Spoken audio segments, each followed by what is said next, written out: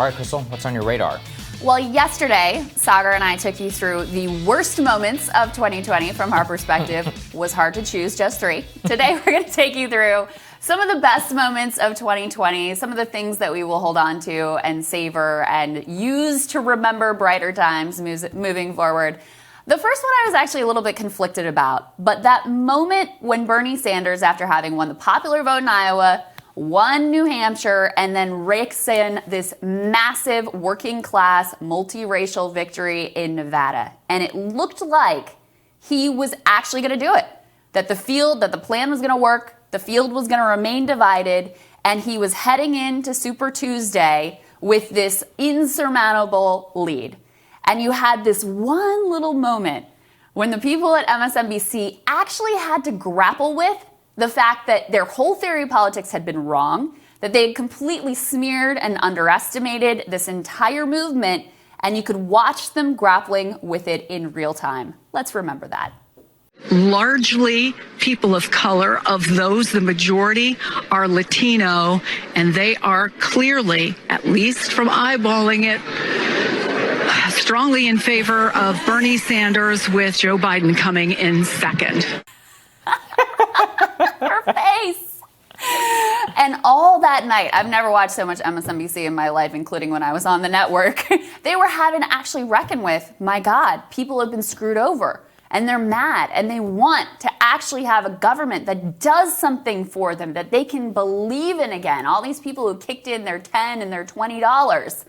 And of course, the reason I was conflicted with this is because that moment did not last very long, ultimately. But for me, it's sort of symbolic, not just of the fact that we had this possibility, that it was right there, that it was all in our hands. It was possible to actually nominate and have a president who was focused first and foremost on rebuilding the working class and the middle class of America.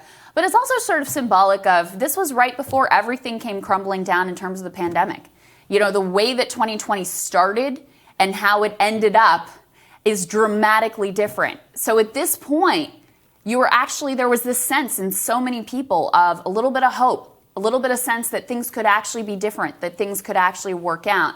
You know, Sagar and I were out doing appearances, meeting people. There were a bunch of birdie events that I went to, and everybody had this much different feeling than where we ended up ultimately in 2020. So because it was such a great moment, even though it didn't amount to anything, I think it deserved to be on the list.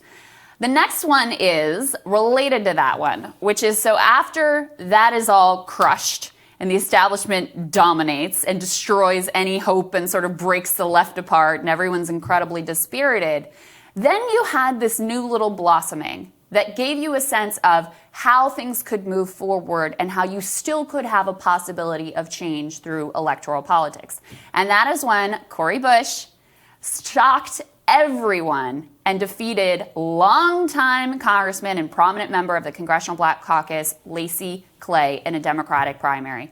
Now, Cori has an incredible story. She's an incredible woman, movement leader, has had her own, personal struggles as a member of the working class. She's someone who has lived it, who has breathed it. She is a real champion and a fighter. And for her to take on the establishment and the machine in that area and actually be able to prevail showed you something really important, that there is, in fact, a new power base that is developing, that you don't have to go through the established channels anymore.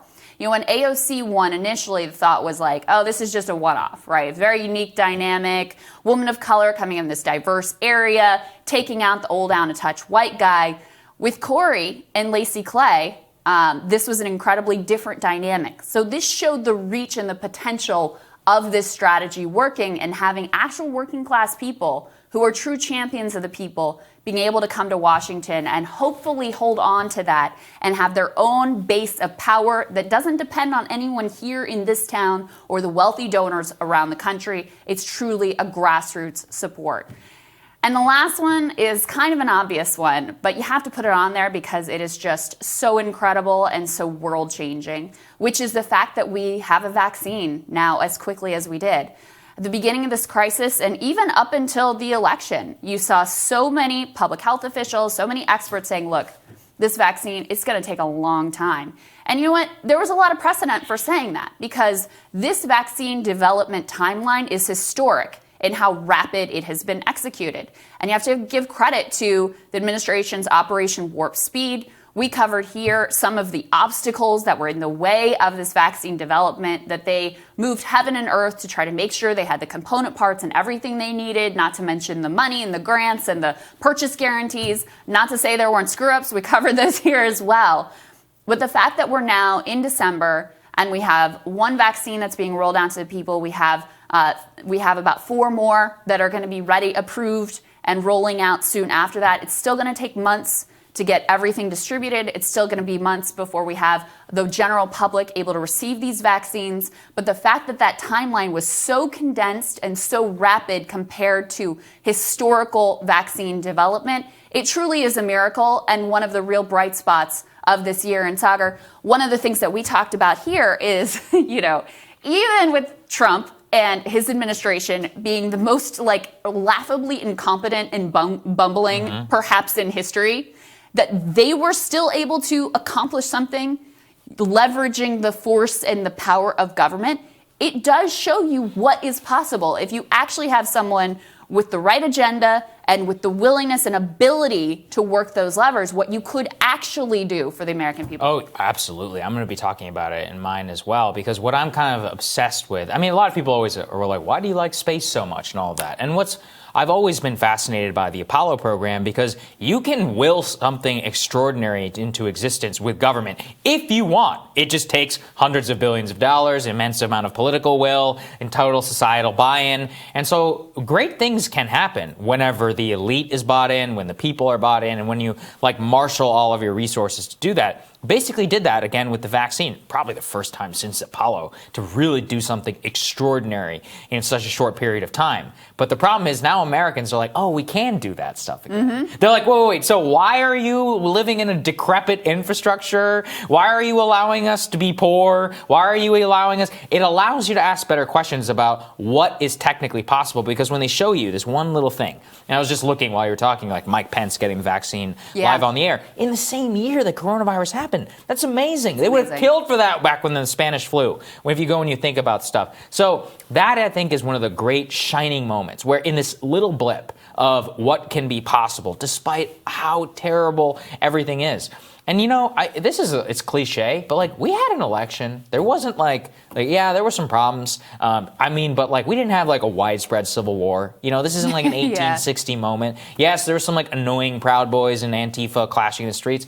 Not that bad compared to some of the other instances of civil insurrection and stuff that we've had. That actually is a triumph. That's amazing, which is that despite, you took people's livelihoods away, all the racial chaos and all that and everything, and we had a pretty fair and free election. And that actually is a triumph of the American system. And you put those two things together and you're like, wow, this is actually a good thing for this country. And it was not clear that the election was going to go this smoothly. And not to say I didn't think so. Not to say it was perfect. Yeah. But look, we had these trial runs in New York, for example, the primary in New York. Disaster. And you and I looked at that, we're like, how is this going to go? It turned out New York is just uniquely awful, apparently, running elections and counting ballots. And the rest of the country did much 45 better. days. I'm still not sure they've counted all their ballots in New York. They just take their sweet time there for whatever reason. Right. But actually, even with a lot of GOP meddling to change the law to make it as difficult as possible so that they could cast as much doubt as possible on this election,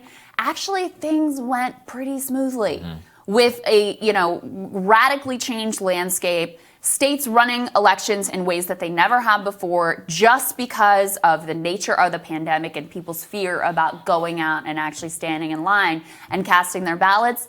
And these local officials and the local just regular people who volunteer their time to be part of these elections. Again, not to say it was perfect everywhere, but they deserve a lot of credit for doing a very effective job in incredibly difficult and frankly risky circumstances. So I think you're right to point to that as well. And it's going to be really interesting to see on the Cori Bush one. It's going to be really interesting to see how the Squad Plus, and with potential of Nina Turner coming to town as well. We were just talking before about, obviously this whole debate is raging on left Twitter about whether or not the squad should leverage their votes for speaker to demand some concessions with, Medicare for all, floor vote being the prime offering that people have been talking about. But really the question is, are you going to do anything, right? Are you going to leverage this? Like, you actually have some power now because the House margin is so incredibly narrow. Nancy Pelosi needs you. She needs every one of your votes. She has no margin for error whatsoever. That gives you a tremendous amount of power. Yeah. And so Jake Sherman over at Politico was tweeting like, oh my God, wait a second. Yeah, they only need 5 votes. So look, AOC doesn't have to step up. The rest of them could. Yeah. It's possible. Yeah. All you need is somebody who's got the guts. And that's it. All you need is someone who's willing to be a leader in that and has the guts to be hated, right? To be completely smeared. And I actually do think it is a little tougher on the Democratic side than on the Republican side to be true to the base. Because on the Republican side, you have partisan outlets that will back you up. Oh, yeah, for sure. On the Democratic side, you're just going to get trashed on MSNBC. They're going to bring on Mark Warner to talk about how worthless you are. Stephanie Ruhle is going to tell you you're like a failure and you've never accomplished anything. Like, they're going to roll out all of the propaganda. So you have to be willing to be hated nationally, by the media, by the people that are your colleagues in the House. That's a hard thing to stomach, but you know what? Like, if you thought you signed up for an easy job and you can just like show up and cast your votes the easy way and get off scot-free, like, I don't know what you're doing there. Jimmy Dore actually said something that I thought was really, really well stated, which is that the greatest abuse of power is not using the power that you have. That's totally true. Yeah. And so with Cori Bush's election, Jamal Bowman, like, there are a few real, Mondaire Jones, a few real, shining progressive wins this year. And now the question is, okay, you got the power. What are you going to do with it? So we'll wait and see. Indeed we will. Sagar, looking forward to yours. That's next.